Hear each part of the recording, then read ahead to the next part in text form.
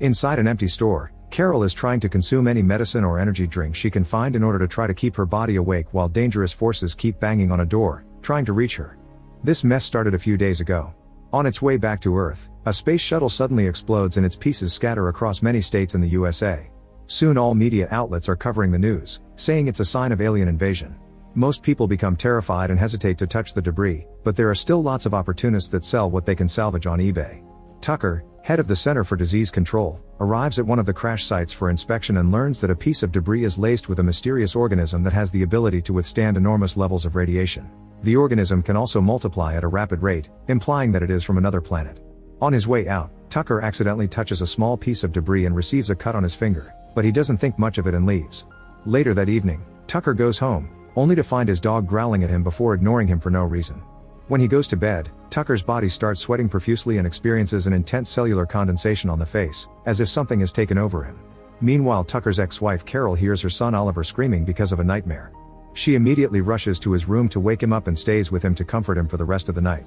The next morning, Carol gets a call from Tucker asking to see his son, which is not normal for him. Carol says no and hangs up. Afterward, Carol drops Oliver at school and goes to her office, where she works as a psychiatrist.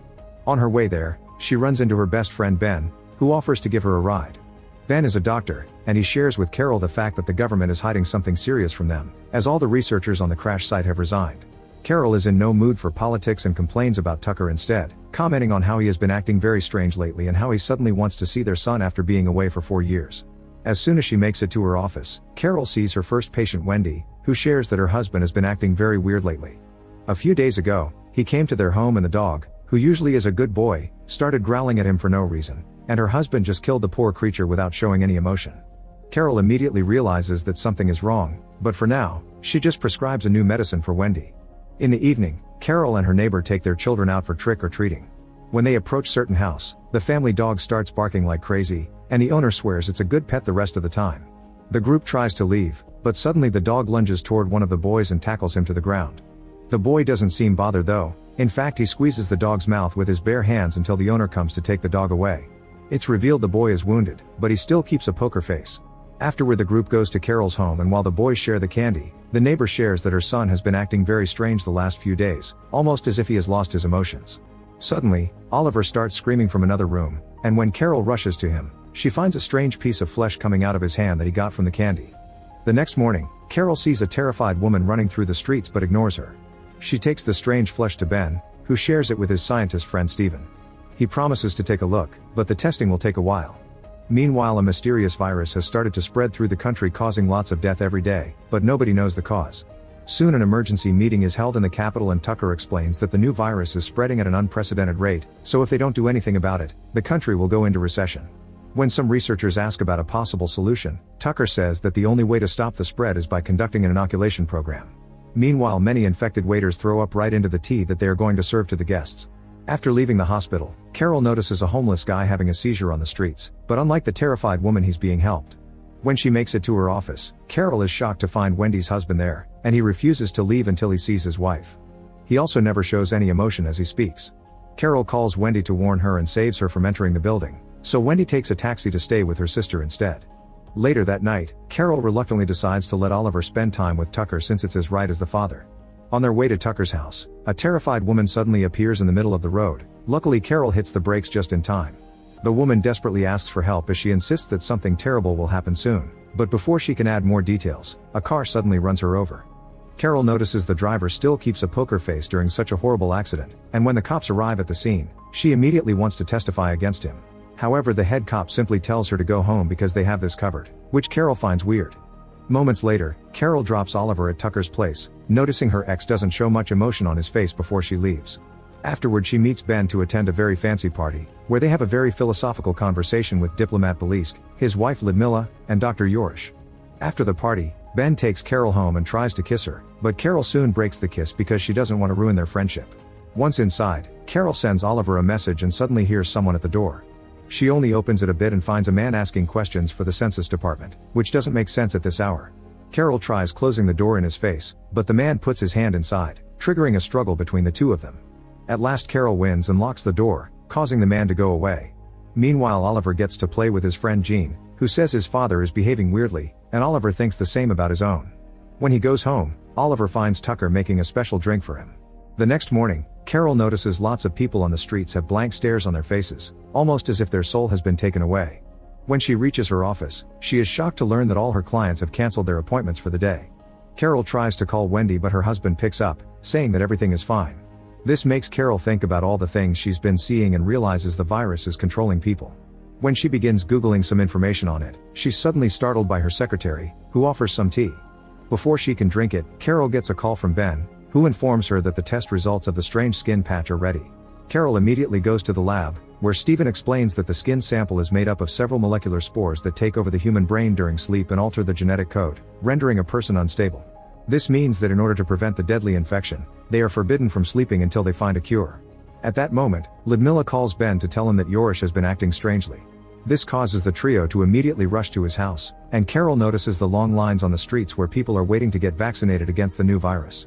When they make it to Yorish's, they find him in bed with his body going through a grotesque transformation. Carol tries taking a picture of him, but suddenly the monster-like man wakes up and attacks her. Ben quickly pushes Yorish away, causing him to drag his body away before vomiting a weird liquid and dying. Afterward, Carol is too worried about her son possibly being exposed to this mess and rushes to Tucker's house to pick up Oliver. When she arrives, she finds Tucker in a meeting with his associates and immediately asks about her son. Tucker says that Oliver is playing at Jean's, but Carol doesn't believe him and starts looking for Oliver around the house. At that moment, the men from the meeting surround Carol, who gets scared and tries to run, but Tucker quickly tackles her to the ground and infects her with his saliva. Fortunately, Carol manages to push him away and runs through the back door to escape. She tries asking the neighbors for help, but they're infected as well. Then she gets to her car, only to find the road blocked on every side and she ends up crashing. When she gets out of her car, she is chased by a group of infected people, so she reaches the main avenue and tries to ask for help. Everyone ignores her, so she decides to enter a subway station. Carol gets on the train and finds it full of passengers with the same vague expressions. At that moment her phone rings and she sees a message from Oliver, who asks her to save him because Tucker has hidden him somewhere. This puts Carol on the edge of a breakdown, and one of the passengers reveals he isn't infected. Everyone there is acting emotionless, so the infected people will ignore them, and he advises her to do the same. Suddenly, a group of infected people enters the wagon, so Carol and the other sane passengers run to the end of the train and close the door. The infected ones press the emergency button to make the train stop before breaking down the door to start infecting the passengers, so Carol opens the back door and jumps off the wagon, escaping by running through the tunnel until she reaches the locker room of a station. There she finds a guard's gun, and when said guard approaches her, she gets too scared and shoots him by accident. Terrified, Carol drops the gun and crosses the station, keeping a poker face to pretend to be infected. When she makes it back to the street, she watches some cops catching the uninfected citizens to force them to take the vaccine, which is actually Tucker's trick to pass the virus to everyone.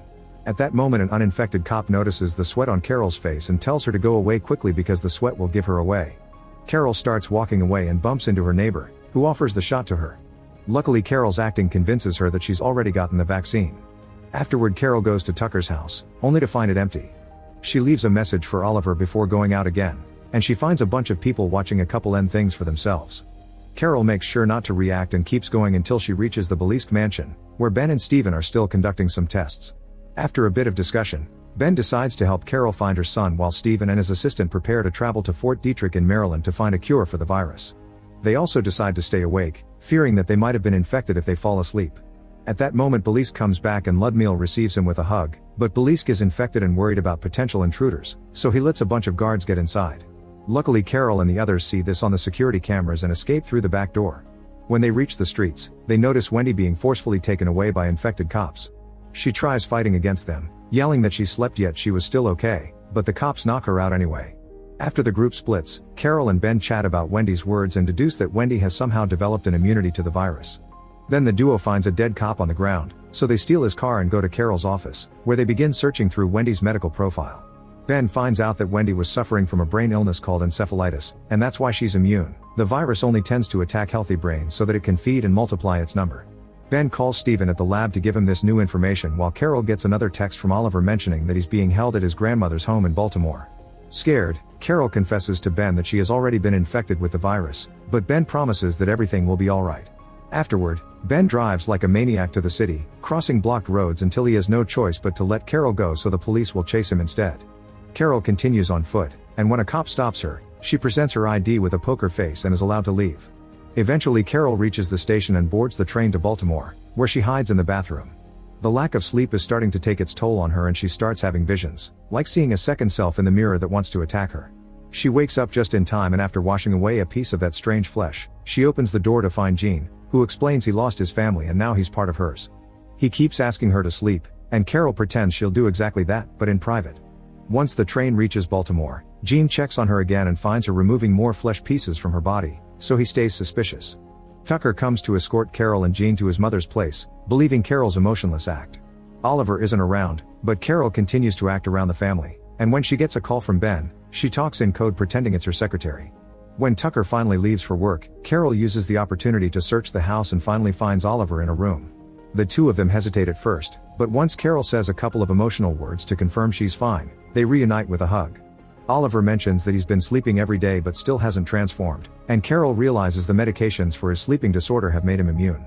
Suddenly Gene catches them red-handed, but Carol easily pushes him away and rushes out with her son. On their way out, Tucker sees them through the window and immediately goes after them, starting a chase through the streets. Oliver finds a broken window in an abandoned warehouse and they hide there, but Tucker comes inside too. While he monologues like a bad villain, Carol tries to sneak to the door, but Tucker catches her from behind and tries to knock her out. Oliver cuts in and hits his dad with a metal tool, so Tucker captures him instead. This gives Carol the chance to hit him on the head and knock him out, allowing them to escape. Afterward, Carol and Oliver hide inside an empty department store. Carol searches the medicine section and finds an injection, which she shows to Oliver as she explains she wants him to inject her heart with it if she ever falls asleep. Then they go looking for some food and Carol gets a call from Ben, who learns about their location and promises to pick them up soon. While his mother's busy on the call, Oliver slowly approaches a door with blood splattered nearby, but luckily Carol stops him before he can open it. Instead, she goes inside herself and finds multiple people on the ground going through the transformation. The group includes a cop, so Carol very carefully comes closer to take his gun before rushing outside and locking the door, telling Oliver to stay away from it. Hours start to pass while they wait for Ben, and while Oliver sleeps, Carol desperately searches for anything she can use to stay awake, going back to the beginning of the story. Unfortunately, this isn't enough and Carol falls asleep anyway. Eventually, the infected people inside the room wake up and begin hitting the door as they try to get out. The noise wakes Oliver up and he discovers her mother has fallen asleep, so he immediately injects her with the syringe, which wakes her up and cancels the transformation just in time. Then Carol washes the weird flesh off her face and leaves the bathroom to discover Ben has finally arrived. She rushes to hug him, only to realize he's been infected too. Carol backs away as Ben invites Carol to join the new society that will have no crime, hate, or discrimination. A terrified Carol points her gun at him, but Ben still opens the door and lets out all of the other infected people before mentioning that they hate immunity as he points at Oliver. The group tries to capture the child, so Carol begins shooting quickly, killing them one by one. However, she can't bring herself to kill Ben, so she just shoots him in the leg and runs away with Oliver. Outside, they take Ben's car to escape. While Carol drives like crazy, she gets a call from Steven, who gives her an address where a helicopter will be waiting for them. When she reaches the main street, she finds herself surrounded by cars and she crashes, causing her to lose consciousness. Lots of infected people now surround the car and Oliver locks the doors before shaking Carol until she wakes up. A man manages to break a window, but before he can infect them, Carol speeds up and pushes the people away to escape. There are still a few crazy ones hanging on the roof of the car, so Carol drives like a maniac and hits things on purpose to make them fall. There are also police cars hitting hers until they make her crash, sending the last few attackers flying against a shop window. Luckily, the car is fine and Carol keeps driving while getting directions from Steven through the phone.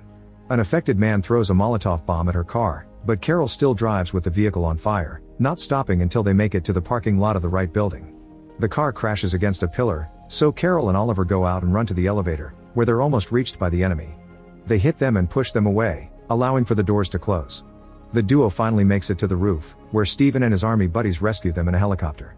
Sometime later, scientists outside the USA have finally created a vaccine, and thanks to it the alien virus has been eradicated from the entire world, allowing life to be normal again.